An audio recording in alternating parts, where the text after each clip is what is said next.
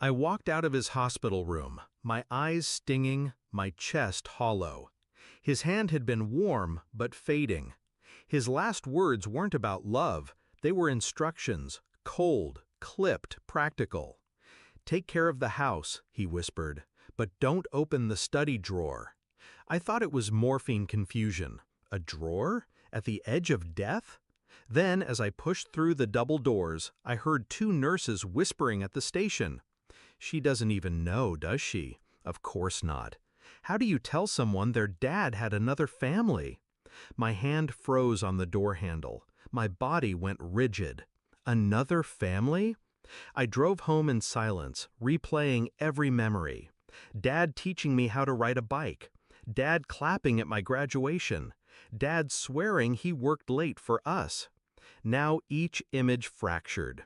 Each smile had a shadow. At home, I went straight to the study.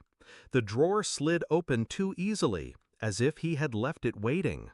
Inside, deeds, bank statements, photographs. A boy. My age. My father's face staring back at me through him. My brother. Hidden. And letters, dated, deliberate, to the other woman, to the other child. "You are my real family." I didn't cry. I didn't scream. I folded the papers neatly back inside. Betrayal this deep doesn't spark chaos. It sparks calculation.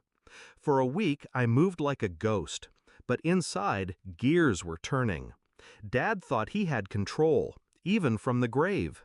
His will had already been read to me in confidence by his lawyer, everything split fairly, meaning diluted, meaning the hidden family would take what should have been mine.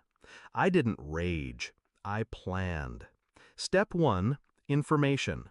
I learned their names, addresses, habits. The son was a lawyer, the kind who bragged online about his cases. The woman ran a small boutique, all funded by Dad's overtime. Step 2, pressure. Quietly, I started to dig. Credit reports, business filings. The boutique was in debt. The son had a pending complaint with the bar. Weaknesses everywhere. Step 3, control. I reached out to Dad's lawyer. Calm, professional. I told him I'd contest the will. But not publicly, no, I wanted silence. Discretion. What I really wanted was time. The funeral came, faces blurred through tears, but not theirs. They stood across the room, strangers bold enough to wear black. My brother smirked when our eyes met, as if he'd won. I shook his hand, held it tight, and said, "You'll be hearing from me soon." His smirk faltered.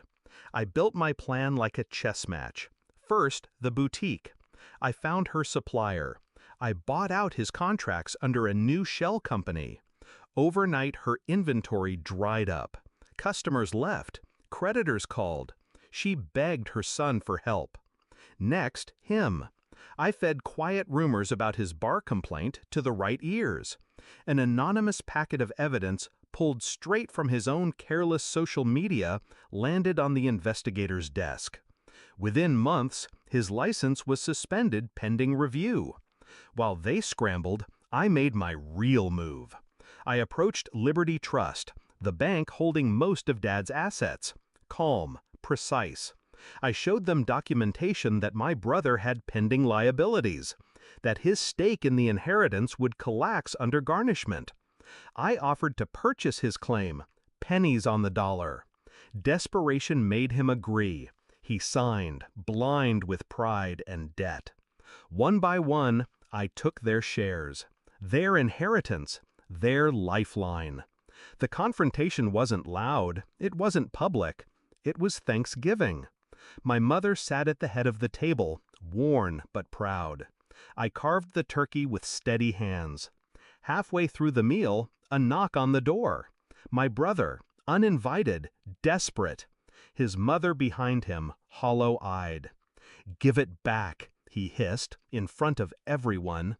I set the knife down. "Give what back?" "Our share. You ruined us." I leaned forward, voice low, calm. "No, he ruined us. I just finished the work he started. Their faces went pale.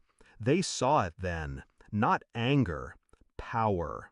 They stumbled away from the doorway. No fight left, no victory, just loss. That night, I poured myself a glass of wine and walked into the study. I opened the drawer one last time. The papers were still there, evidence of betrayal. But now they meant nothing. He had thought he could split me, weaken me, replace me. But in the end, I dismantled his secret family piece by piece. I didn't do it for revenge alone. I did it for clarity, for order, for myself. I stared at the photo of him smiling with them, my so-called brother, his mother. Then I slid it back in and locked the drawer. Some secrets don't deserve to survive the grave, and some daughters don't forgive.